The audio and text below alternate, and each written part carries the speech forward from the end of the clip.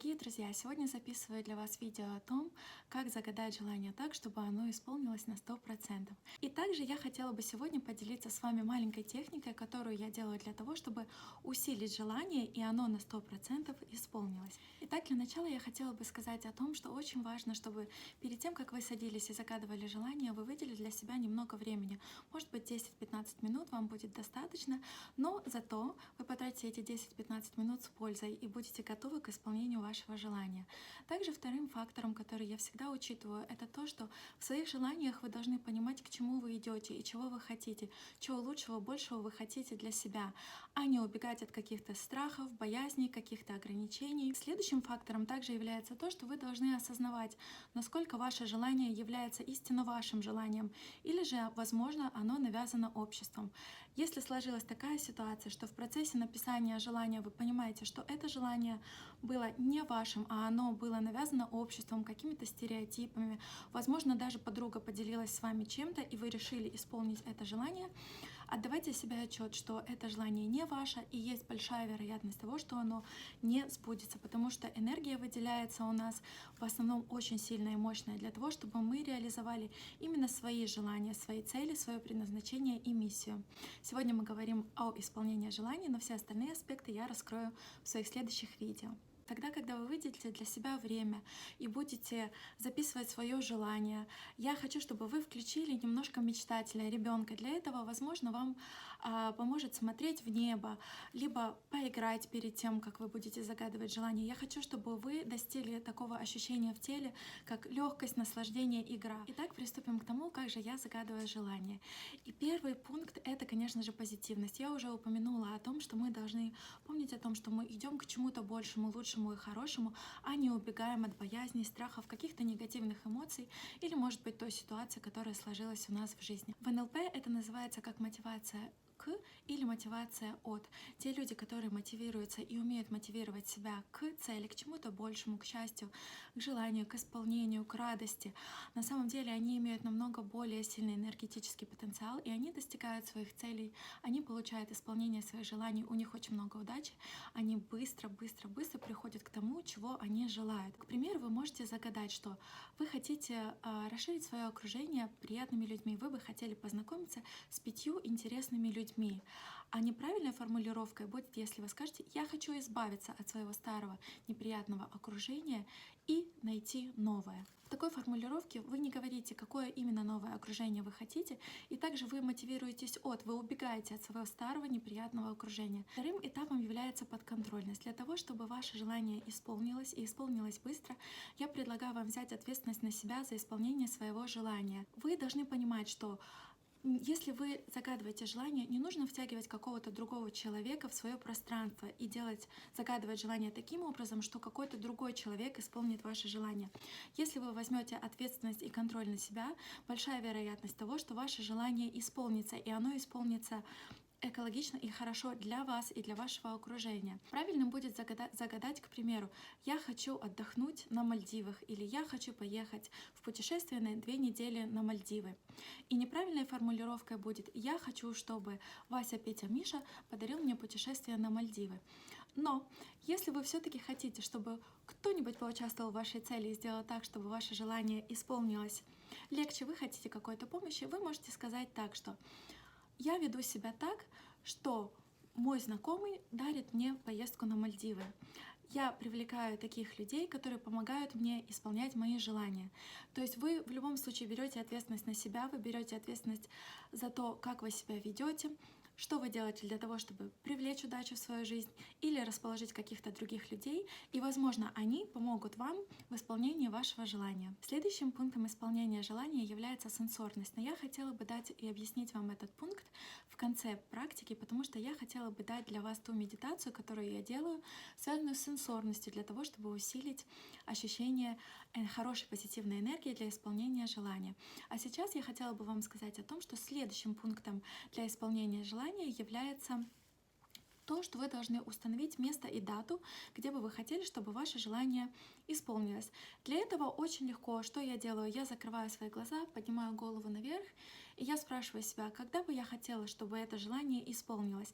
И если для меня важно также место, в котором это желание должно исполниться, я также попрошу свое бессознательное подсказать мне, где это желание исполнится. Либо сама скажу, что я бы хотела, чтобы мое желание исполнилось в Лондоне. Таким образом вы записываете дату и место исполнения своего желания. Следующим пунктом при загадывании желания является экологичность.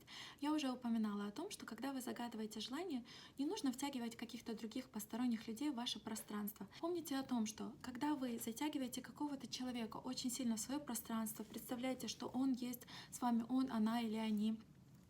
Если вы делаете это очень сильно, и человек не хочет этого, он будет на бессознательном уровне чувствовать, что вы затягиваете его в свое пространство и всеми силами сопротивляться и убегать из этого вашего пространства. И таким образом, вместо того, чтобы наладить связь с человеком, вы можете на самом деле ее испортить и даже разорвать. Мы не втягиваем других людей в наше желание, и мы не можем также желать за других людей. Очень важно в экологичности учесть то, как исполнение вашего желания повлияет на ту жизнь, которая есть у вас сейчас, возможно, на вашу работу, друзей, родственников, ближайшее окружение. И если вы уверены в том, что это исполнение желания позитивно скажется на всех людях, которые есть у вас в окружении, и также на вашу работу, ваши хобби и то, чем вы занимаетесь, смело загадывайте это желание. Если вы думаете, что в какой-то системе может негативно сказаться ваше исполнение желания, подумайте о том, как вы можете сохранить связь с системой или наладить отношения с вашими друзьями, родственниками, сотрудниками, возможно, с вашей начальницей, для того, чтобы ваше желание исполнилось, но вы смогли сохранить отношения с самыми важными системами в вашей жизни. Также в пункте экологичности я хотела бы напомнить о том, что всегда думайте о том, можете ли вы на данный момент получить это желание. Может быть, когда вы загадываете желание, на самом деле вы ощущаете, что вы еще недостойны исполнения этого желания, или вам будет очень тяжело достичь этого желания. Подумайте о том, чтобы разбить это желание на несколько этапов и приступайте к исполнению желания постепенно. Поэтому продумайте для себя, если ваше желание является очень масштабным, и вы на данный момент не уверены в том, что вы сможете получить исполнение этого желания, разбейте его на несколько этапов и пройдите технику, которую я вам сейчас говорю, поэтапно. Когда первый этап у вас осуществится, приступайте к следующему, второму этапу и так к третьему. И таким образом, через несколько шагов вы достигнете исполнения вашего большого желания, но оно дастся вам намного легче. После того, как вы сделали эти шаги, я предлагаю вам подумать о том, какие ресурсы на данный момент у вас уже есть сейчас для того, чтобы ваше желание исполнилось. Потому что не секрет, что для того, чтобы реализовалось желание, нужны какие-то ресурсы, например, ваше время, ваши деньги, навыки, информация, возможно, мотивация. И напишите несколько пунктов. К примеру, вы понимаете, что для исполнения вашего желания вам нужны будут деньги.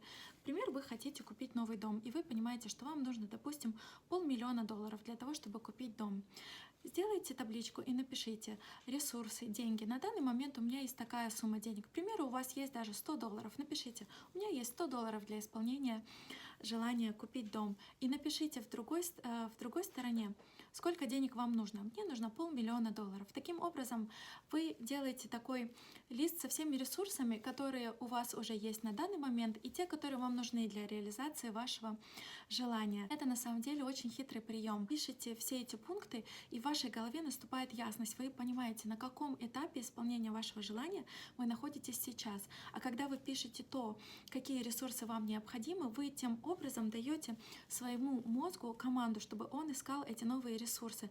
Он уже будет знать, какие именно ресурсы и в каком количестве вам нужны, и потому что у него есть четкая установка и четкие критерии того, что нужно искать, ваш мозг на самом деле найдет эти ресурсы гораздо быстрее. Итак, мой любимый пункт — это сенсорность. Я хочу сказать, что на самом деле я считаю, что этот пункт является, возможно, половиной успеха, если вы сделаете его правильно и будете повторять, возможно, через неделю, через месяц, до того, как ваше желание исполнится, вы будете усиливать очень сильно исполнение вашего желания. Поэтому пункт сенсорность, я бы хотела сказать, что он самый главный. И на самом деле он самый приятный и самый такой расслабляющий, интересный пункт. Ну и что же значит сенсорность? Сенсорность — это то, как мы воспринимаем окружающий мир. Это то, как мы видим, слышим, чувствуем, прикасаемся, то, какие запахи мы ощущаем. Итак, что я предлагаю вам сделать? Такую технику делаю я, и, возможно, она поможет вам тоже в реализации исполнения вашего желания. Когда у вас будет время, возможно, выделите для себя полчаса, час, зависит от того, сколько свободного времени у вас есть. И наберите для себя теплую ванну, подготовьте ванную комнату, расставьте везде свечи. Я очень это люблю делать. На самом деле это помогает мне входить в это нужное состояние для загадывания желания. И это помогает мне на самом деле собрать позитивную энергию для того, чтобы максимально запустить мое желание для реализации. Итак, первым шагом вы набираете теплую ванну, расставляете свечи. Я предлагаю поставить 3, 7 или 9 свечей. На самом деле это очень интересные такие числа. Семерка для меня означает удачу, да? Тройка — это святая троица, девятка — это тройка в кубе. То есть это такие магические числа, которые я использую, и они помогают мне на самом деле закодировать правильно свое желание, и потом оно исполняется быстрее. Если у вас есть какое-то другое любимое или счастливое число, расставьте столько свечей, сколько нравится вам. И на самом деле это поможет именно вам закодировать правильно свое желание. Следующим этапом я предлагаю выбрать для вас какое-нибудь эфирное масло, которое вам нравится. Для таких классных ритуалов подходят масла такие, возможно, как сандаловое дерево, или роза, или лаванда. Такие масла, они отвечают за связь с седьмой чакрой, и это наше бессознательное, это Вселенная, это то, что помогает нам на самом деле получать информацию из Вселенной и также запускать нашу связь для реализации желаний и каких-то миссий, предназначений. Поэтому выберите какое-то масло, которое вам нравится. Например, роза. Она поможет вам выстроить связь с бессознательным, но также усилить вашу женскую энергию. А женская энергия, она энергия наслаждения, она поможет вам, энергия удовольствия, достичь вашего желания быстрее. Итак, когда вы подготовили ванну, теперь вы уже готовы к тому, чтобы исполнить этот шаг сенсорности для загадывания своего желания. Я предлагаю вам закрыть глаза, сделать несколько глубоких вдохов и выдохов, успокоиться и представить ту картинку и описать ту картинку, те запахи, те звуки, которые вы будете слышать тогда, когда ваше желание исполнится. Я обычно закрываю глаза и представляю сначала картинку, да, где я нахожусь, как я выгляжу. И я предлагаю вам видеть эту картинку со стороны для того, чтобы вы могли увидеть себя и исполнение желания со всех сторон. Если вы используете картинку в своем воображении, где вы что-то уже делаете, вы видите это из первой позиции своими глазами, ваш мозг может подумать, что вы уже достигли этой цели сейчас, и вы на самом деле это делаете. Потому что для нашего мозга нет разницы между реальностью и тем, что мы воображаем. Поэтому я предлагаю вам увидеть себя со стороны, отстраненно, увидеть всю картину того, как ваше желание исполняется в будущем, вы видите, что там происходит, вы чувствуете, у вас есть ощущение удовольствия, наслаждения, радости. Выберите какие-то такие позитивные эмоции, и это будет гарантия того, что ваше желание наберет очень сильную позитивную энергетику для реализации, и когда вы получите свое исполнение желания, вы будете ощущать себя именно так. У вас будет счастье, наслаждение, радость, удовольствие, та эмоция, которую выберете вы. Увидьте, что вы делайте, как у вас исполняется это желание. Почувствуйте радость, почувствуйте эмоции, ощутите, возможно, есть какие-то ароматы вокруг, которые вы слышите. Вы также можете, конечно же, прислушиваться к аромату того масла, которое вы выбрали для своей ванны, и это поможет вам тоже еще больше укрепить сенсорику. Услышьте, возможно, вы услышите, как кто-то вам говорит, что ваше желание исполнилось, или будет какая-то фраза, которая даст вам понять, что ваше желание сейчас исполнится. Возможно, вы услышите шелест листьев или какие-то птения птиц, что-нибудь такое. Но попробуйте максимально усилить всю свою сенсорику, и таким образом вы запустите накопление энергетического потенциала для того, чтобы ваше желание исполнилось. И последний, самый, может быть, веселый, самый детский, игривый пункт в загадывании и исполнении желания — это сделать какой-то первый шаг. И я предлагаю сделать его легким, детским, очень символичным. Для этого я предлагаю вам выбрать, возможно, какую-то красивую маленькую бумажку и написать на ней уже правильно сформулированное желание.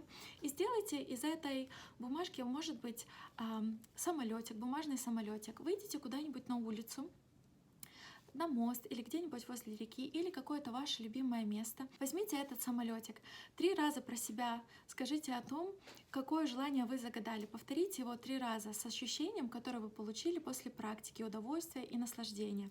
Произнесите про себя 3 раза то, как правильно уже сформулировано ваше желание, и скажите: сделано, сделано, сделано. Выпустите самолетик, и в этот момент пожелайте искренне, чтобы ваше желание сбылось. И в этот момент практика загадывания желания для вас закончена. И помните о том, что не нужно запоминать ваше желание, не нужно думать о нем каждый день. Если вы будете делать это, то вы будете усиливать напряжение, и, возможно, ваша цель будет отдаляться, если вы будете постоянно думать о том, когда же она исполнится. Но я предлагаю вам время от времени, возможно, раз в неделю или раз в месяц, повторять практику, которую мы делали, связанную с сенсорностью. Сделайте себе ванну с теплой водой, с эфирными маслами, или выпейте какой-то приятный чай и подумайте о том, что будет, как в вашей голове выглядит картинка того, когда ваше желание уже исполнилось, что вы чувствуете, что вы видите, какие ароматы вы слышите и что вы ощущаете. Я желаю вам, чтобы все ваши желания сбывались, и я гарантирую, что если вы используете все шаги моей техники, то ваше желание исполнится очень быстро, легко и радостно. Всем пока!